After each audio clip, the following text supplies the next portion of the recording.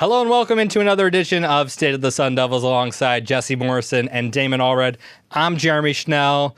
Football media availabilities happened just a few days ago, whether it be the coaches last week and then this week it was some of the players talked.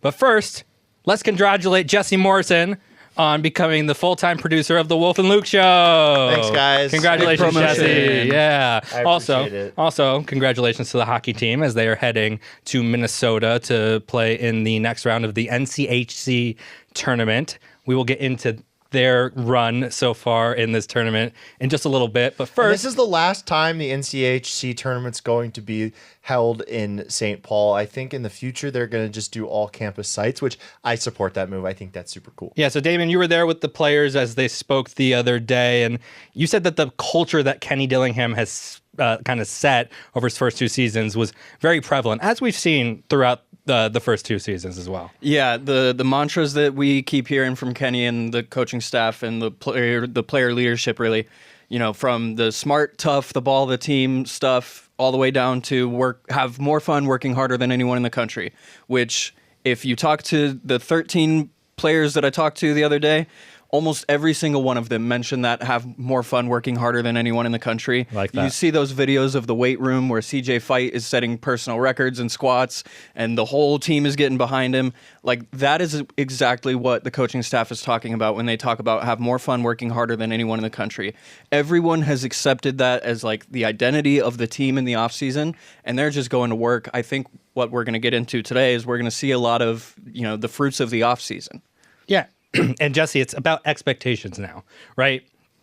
They made it to the college football playoff. Expectations are 8+ wins next season. And 8+ wins would be disappointing. Yeah, but I think the floor... They have to get to the playoff again. That's my opinion. Yeah, but if you're seeing the growth of the culture, what Damon saw the other day, that's good to see. Because last year it was, we're the underdogs. We don't care what people are saying about us. We're just going to come out and prove people wrong. Now can they have that same mentality in a different way? Yeah, I mean, I think they can for sure, but I think now that like they're going to be the hunted, they have to recognize that and then make sure that they're on their P's and Q's, and they've got, which I don't know how did that term start? Pleases and thank yous. Got it. Thank you, Damon. I appreciate that. Wow. But can you look up when that saying started, Damon? Yeah, Thank you. Please find that for us. Yeah. But anyway, they've got to be on their P's and Q's. They've got to, keep this culture. They've got to. They can't go away from what they've done, because what they have done has been, extremely good, and if they get away from the culture that they have, then it's all going to crumble away. And from what you're saying, Damon, what you've seen, and in what I've seen, in the same kind of social media clips that you've seen and everything, it just seems like the same culture is there, and that's really good to see. It doesn't seem like they're cocky and they're, we made it to the playoff. We made it to the playoff. We're super cool now. It seems like these guys want to be like, they're disappointed that they lost in the playoff, and they want to get back there and win this time. Yeah, a lot of it was last year is over. It doesn't mean anything now. We're 0-0 now. And I think Xavier Alfred maybe has been the best one of this aspect particularly, is he, for the last couple months even, has been saying we're still not the hunted now. We're still trying to have a mindset of we're the hunters.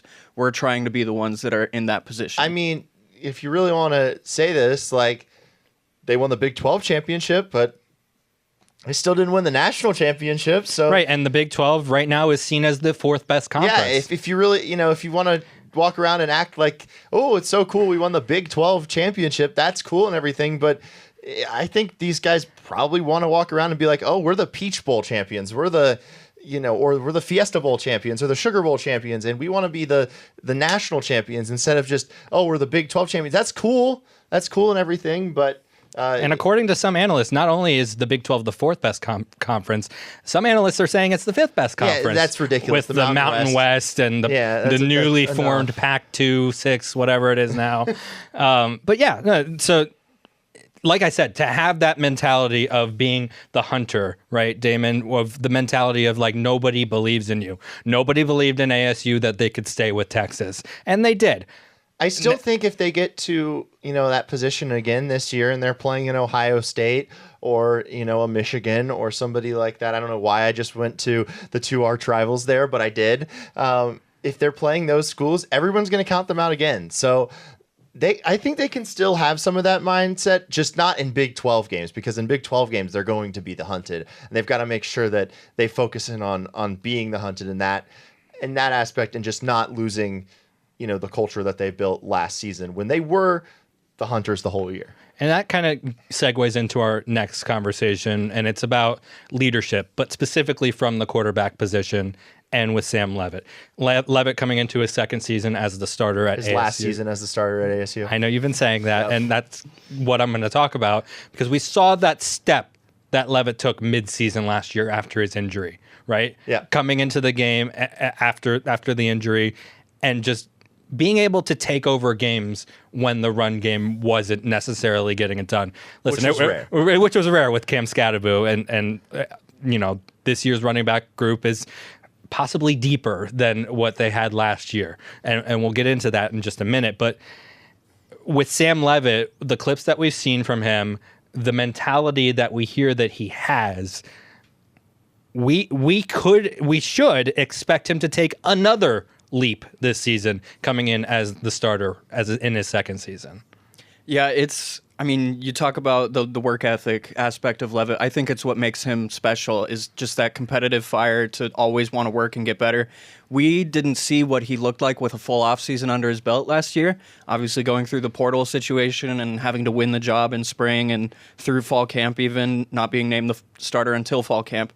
Now he's coming into this season where he is no doubt the starting quarterback, the star of the team, the leader of the team. And, he's had all this work with Marcus Arroyo and Kenny Dillingham on how he's getting the rhythm of the offense down better and getting into the flow of things better, putting himself in easier situations, and so he doesn't have to improvise as much. I think we're going to see an incredible Sam Leavitt this year. Him and Jordan Tyson moved in together, and so that connection could even get stronger. Like we're going to get into in a sec, Tyson is fully cleared now, and so as far as Sam Leavitt and the passing game goes, they should be able to hit the ground running in spring. I think it'll be great for Sam to have this entire offseason with Marcus Arroyo. You go back to the Jaden Daniels era, they changed offensive coordinators. He had to learn a whole new system. He was not the same guy. His second season, even though I think he could have been if they hadn't changed the same system, but I'm not going to go into that. But yeah, I think just having that continuity is going to really help him grow. And like I've said, I think, he's got another off season under his belt with his favorite target. You mentioned they're living together now, so just hop out and go into the the front yard and start throwing passes, or if they live in an apartment complex, the parking lot, throw passes. Like they can do that all the time now. And so, Jesse, like when I come over to your place, what do? We throw the football around. We throw the football around. Exactly. Damon and I would do it when Damon was my roommate. So it's very much good that's happening, and I think that Leavitt this year is just going to take off. Like I've said, I think he's playing one more year at ASU, going to be a first round pick. That's my opinion. Yeah, and we could see that. And someone that's going to help with that is Jordan Tyson. Like you mentioned, Damon, he has said the other day that he's 100%. When he talked to you the other day, was there something that stood out to you from what he said besides that? Mainly not what he said, but how he looked. A lot of the times last season when we talked about Jordan Tyson's NFL aspirations, I would kind of say he doesn't look like an NFL receiver to me, just in terms of the size. You can't say that anymore. He is much bigger this season. He looks like an NFL receiver when you're up close with him, and I think we're going to see that in how the offense is run as far as the routes he gets put in, maybe more physical routes. Obviously, we know how good he is as a run blocker, too, so I think that it could really help the team just to have him more in peak physical shape, obviously having to rehab and work through all of that this offseason. What you see, Damon brought up a good point with the run blocking. What you see from certain systems in the NFL, like San Francisco and what Miami runs, is the receivers, they buy into the run blocking scheme. Zone run scheme. Yeah, so I mean, that helped ASU last year with Cam Scadaboo, and hopefully with Kanye Yuta this year and other running backs mixed in there, that will help. And that starts with the number 2 receivers as well. The guys that are coming in that may not be finding those passes all the time because you have a target like Jordan Tyson out there, right, Jesse? Yeah, I mean, you've got to figure out your way to impact the team, and if that's through blocking, if that's through catching the ball, if that's through end arounds, whatever it is, you've got to make sure that you're helping the team when you're out there, no matter what, even if you aren't getting the ball as much as you would like. And yeah, I mean, but like it's important for Tyson too, because I think ASU is going to throw more this year, but I still expect Kenny Dillingham to rely on the run. Like he's shown in his first 2 seasons that he likes to run the football, and I think that, and Marcus Arroyo especially looked like he is a guy that likes to run the football. So I think that, it's important for Jordan Tyson, not just the secondary wide receivers, to, make blocking a big part of this team. And Sam too. Sam runs the ball. So you've got to make sure you're looking out for, if Sam takes off, you got to block for him. And it's part of protecting your quarterback, is making sure that he's not taking hits, and doing the best blocking really well is going to keep him from taking hits.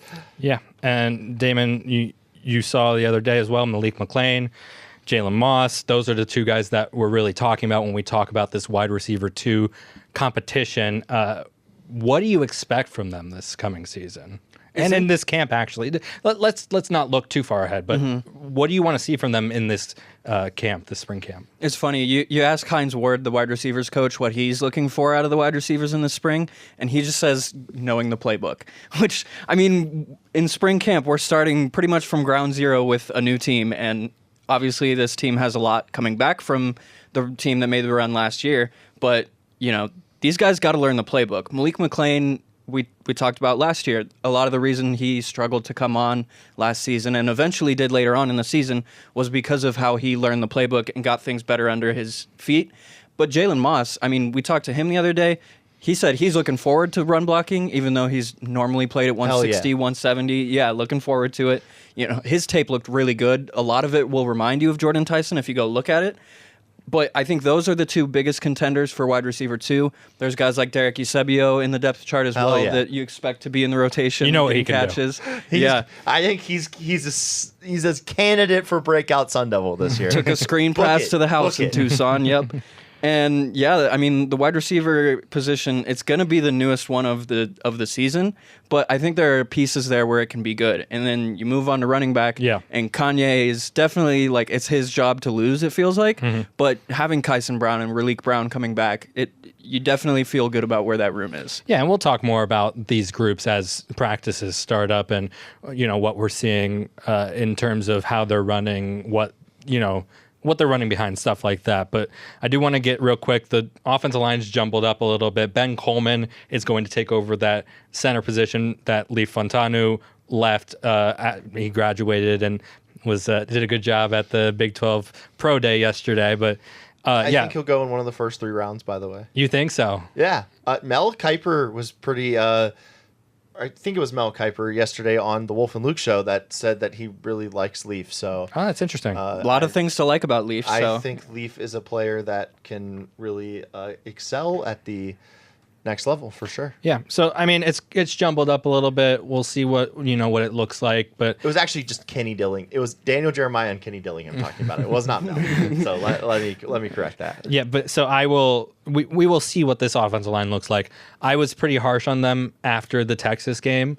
I thought that if they blocked a little bit better in the first half, ASU would have had a better chance to actually win that game. So going up against the best defensive line in the country, though, is they need tough. to get more SEC, in my opinion. The offensive line for ASU needs to get more SEC. It just means more. It just means more. It just means more weight. That's what it means. More size. As Wolf likes to call it, the butt guts. They need more of the butt guts. Yeah, let's get real quick into the hockey before we get out of here, and then we'll have Jesse give us his thought on the women's basketball season as it's come to an end. We talked about it last week, the 2 of us, me and Damon, but Jesse didn't get a chance to give his thoughts on that. But yeah, so hockey, what an incredible weekend. The first 2 games, and the only 2 games so far for ASU, as they swept Minnesota Duluth in the first round of the NCHC tournament. Ryan Kerwin's overtime goal sends ASU to the next round. They're playing in St. Paul, Minnesota. Sold out Mullet Arena for the quarters, by the way. Was awesome. What a great atmosphere. White out. It looked like the crowd was electric. They will face the number 3 seed Denver in a win or go home game Friday afternoon at 2 p.m. Mountain Time on CBS. So CBS Sports Network. Sports, excuse me. Yeah, I think there's a basketball tournament happening on CBS, but I'm not too sure about that.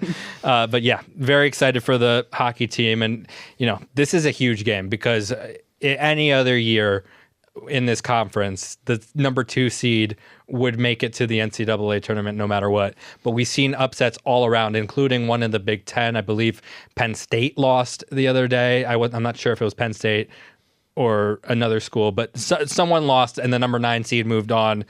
And so with stuff like that happening, you're going to see teams start to, steal bids and stuff like that. And hey, which there's only 16 teams, like I've said. They need to expand this, but let's keep going. Yeah, but yeah, so this is a huge game, huge tournament. ASU has to make it to the final of this tournament if they want any chance to make it into the NCAA tournament. Which is crazy given the type of season they've had. No matter what, it's been a really good year for ASU, and I will just again complain about the size of the field if they don't make it. Jesse, women's basketball talk. Women's basketball talk. Love Coach A as a person. I agree with the decision to let her go. I think that just the results this past 3 years have just not been very good. It's not what ASU, not what the standard is. I mean, ASU is kind of at least maybe like a second or third tier women's basketball power historically, with Charlie Turner-Thorne at the helm. 2 Elite Eights, Breon January. Breon January, would love her as the head coach. Does not look like that's going to be the case. A lot of talk about Molly Miller from GCU becoming the head coach.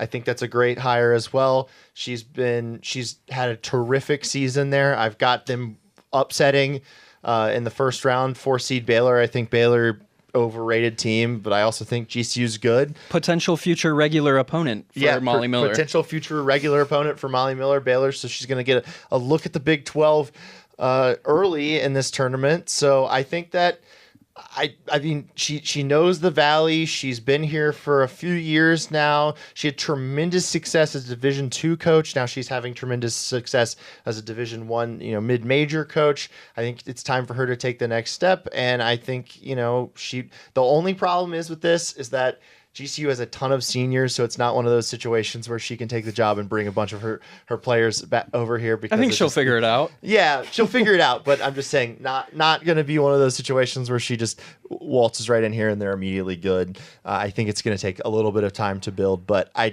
think that just she's shown that she's a really good head coach and knows the area, and it would be. She's had plenty of Sun Devils transfer over too. Had plenty of Sun Devils transfer over. Yeah.